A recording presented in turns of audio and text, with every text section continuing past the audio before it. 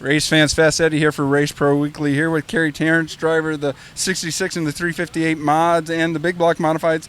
Carey, taking a look at the rear quarter panel, you got Every Child Matters. Could you explain to the race fans what that is? Yeah, that's to raise awareness and commemorate the victims and survivors of the residential school situation that happened within Canada and the U.S. So we're trying to bring awareness to that, which happened to a lot of First Nations, and the assimilation of the First Nations people in residential schools in the early 1900s.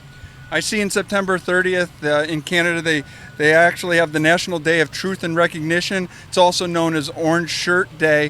What do you want the people to take from this, and how important is this to you and your ancestors? I mean, it's important to all our people. I mean, it was a big impact on a lot of people's lives within First Nations. My grandparents and a lot of grandparents around the First Nations communities throughout Canada and the U.S. So, I mean, it's to show and raise awareness to this situation that happened, and to commemorate again those survivors and victims of this.